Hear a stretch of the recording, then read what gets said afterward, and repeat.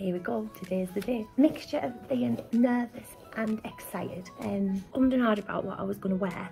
We got like a t-shirt from Macmillan, which I really wanted to wear, but I haven't practiced in it and I don't want to be like pulling at me top and whatever.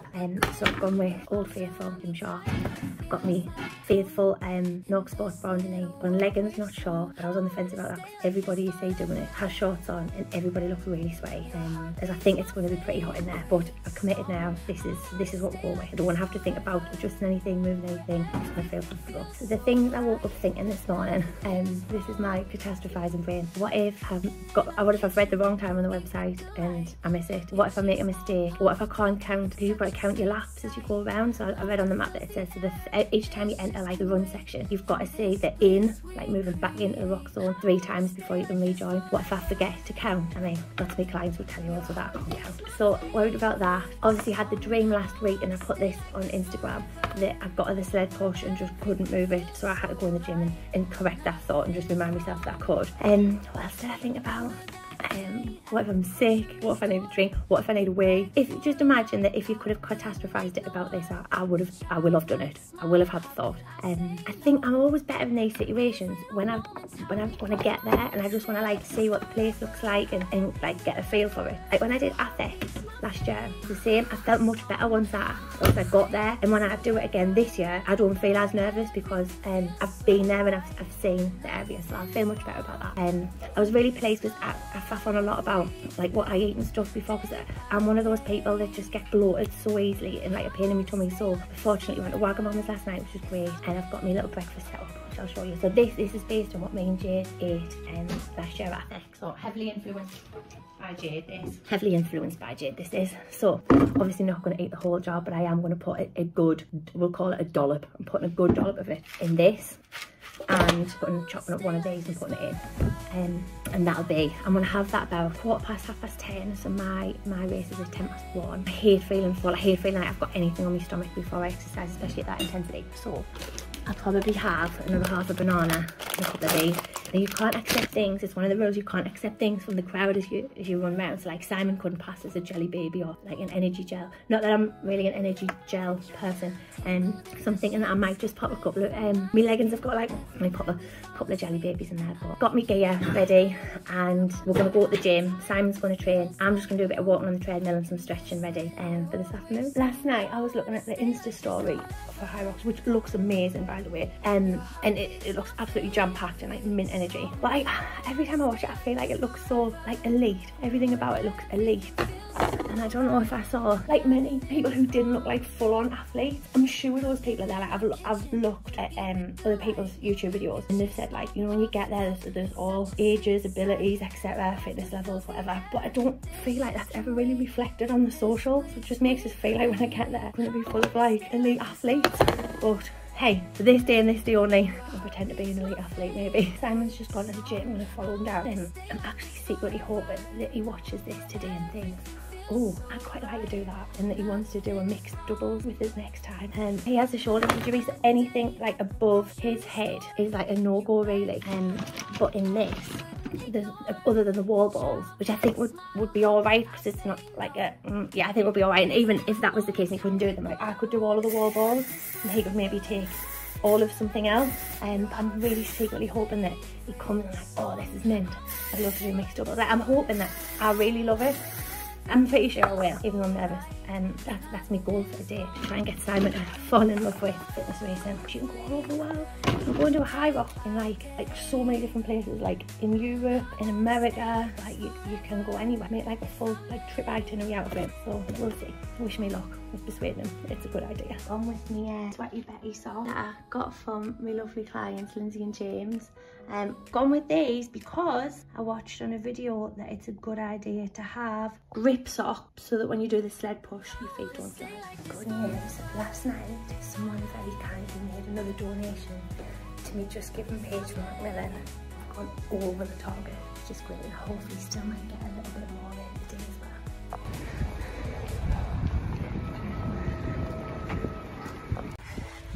Final words of encouragement? Get your sink here.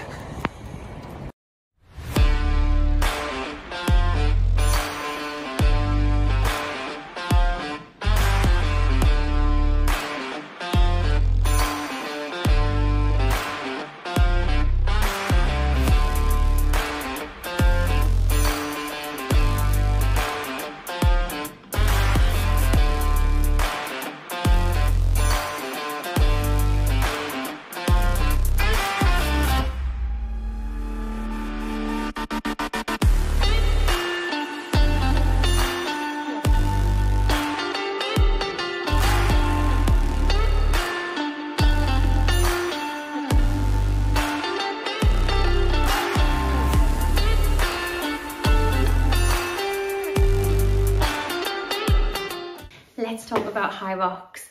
I wanted to make this video for anybody who is thinking about giving it a go, wants to try it but is maybe a little nervous and unsure, and also for anybody who was in my position a couple of weeks ago, who was just about to do their first Hyrox and was full of questions, was really nervous and excited but wasn't quite sure what I was letting myself in for. So I took some footage on the day. I'm going to show you all of that in this video so you can get a feel for what to expect. And I've also written down every question that I got on Instagram, and I'm going to go through and answer those, and hopefully by the end of this video you can feel either like, yes, I'm willing to give it a go, I can do this, or if you've already got a boot, you'll be like, yeah, not so nervous now, a little bit more excited. So the first question was it hard?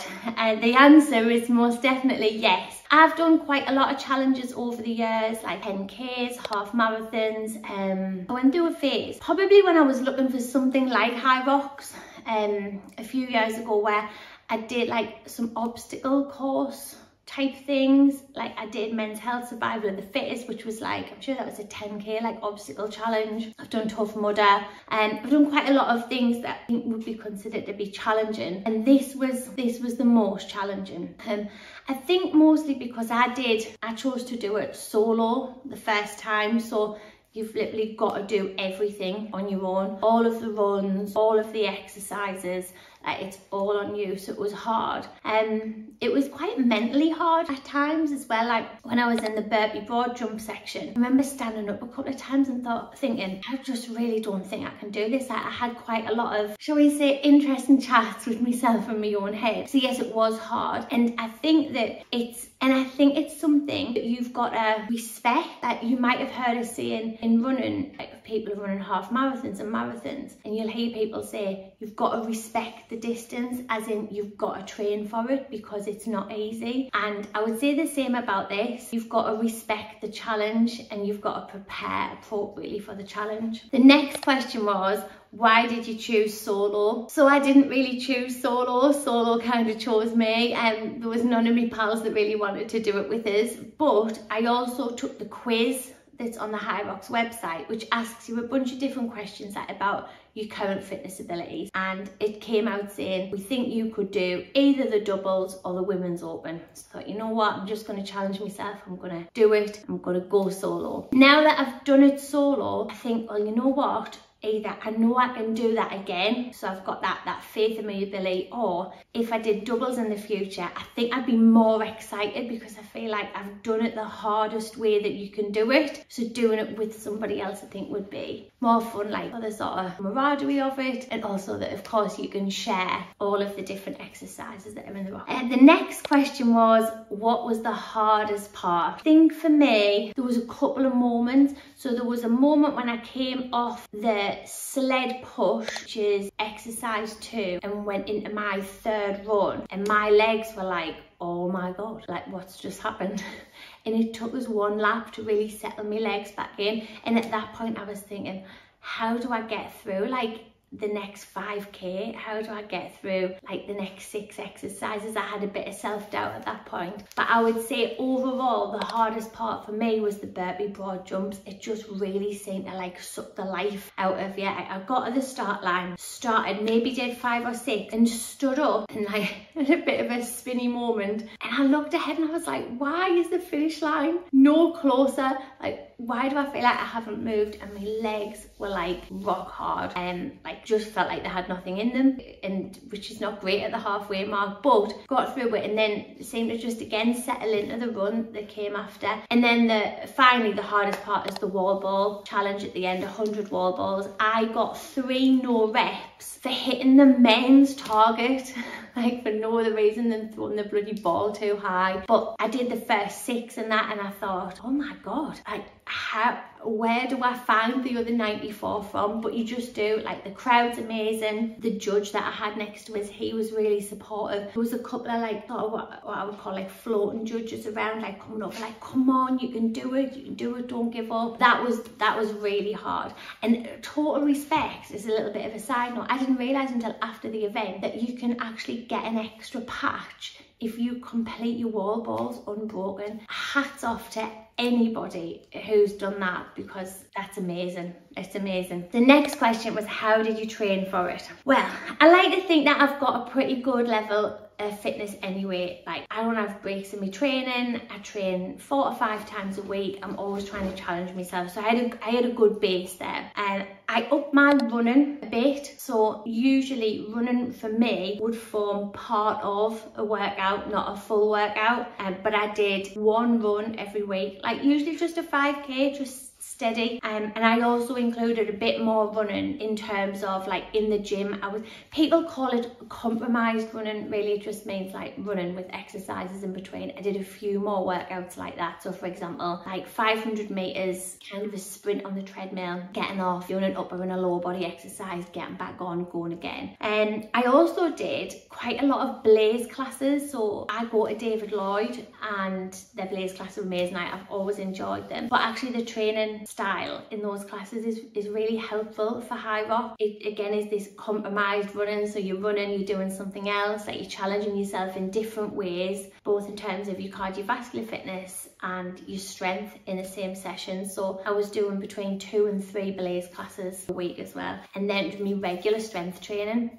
But in terms of specifics, there was some parts of Hyrox when I like examined what you had to do that I thought, you know what, there's some bits I've got to zone in on here, because I'm not sure how I fare with some of these exercises. So the sled push was certainly something I had to work on to get my weight up. I think it's 102 kilograms that you've got to push. So that was something I really focused on. So generally I would just go and do my regular gym routine and then add that onto the end. And every week I was just trying to add a little bit more weight, go a little bit further. And then the farmer's carry. So my grip has never been amazing, and you have to carry 16 kilograms in each hand on the farmer's carry. So when I was doing blaze, for example, I was purposely choosing heavier weights just to get used to the grip strength for things like lunges, bent over rows, squats, anything that I had to hold dumbbells in my hand for. I was just thinking, right, just hold the heaviest thing you can. And that really paid off actually, because when I came to do the farmer's carry, I was really pleasantly surprised at how I did there. And next question was it full of super fit people? Honestly, yes it was. Like, big respect to everybody that's done this challenge. There are a lot of fit people there, but it's not always how it looks on the social feeds. So I was looking at the Insta stories thinking, oh my goodness, like, you've got to be wearing like little shorts and a little top, and it felt quite elitist, and everybody like looked amazing, like super strong. But actually when you get there, there's lots of different shapes, sizes, ages, abilities, fitness levels. I think it's actually more inclusive than it looks online. The next question was, were you sore afterwards? And the answer is absolutely yes. So even from walking from the venue back to the car, I could feel it in my legs, and it took a good 3 to 4 days for those DOMs to disappear. It was really hard, and I stretched every day and I walked every day just to try and loosen everything up and keep moving. And I did take a good, I went back to training on the Saturday, yeah, so I took like 5 days of no training, just stretching, walking, just to help, I don't know, recover. Yeah, I was very, very sore. This question is not from Instagram, but I was asked it in the last week. Would you do it again? And as hard as it was, the answer is absolutely yes, I would. I thought that I would end up doing a doubles next. Like, I think that's what I really wanted to do with doubles, because I feel like it would be much more fun. But I've actually ended up buying a ticket to go and do it solo in Glasgow and do it all over again. And the goal is to try and beat me time. Like, going into it this time, I think I feel a little bit more excited because I know that my body can do it. So it's like, right, can we push a little bit more?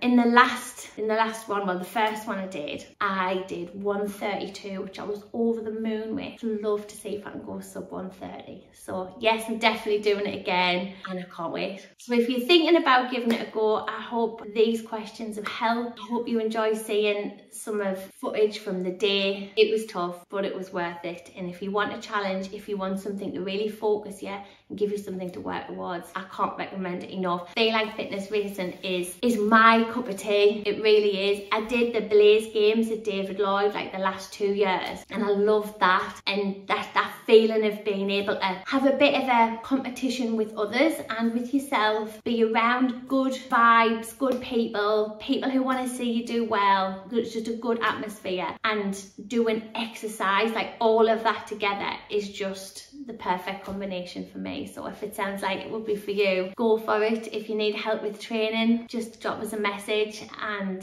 I'd be happy to have a chat about it. Yeah, Hyrox, I love it.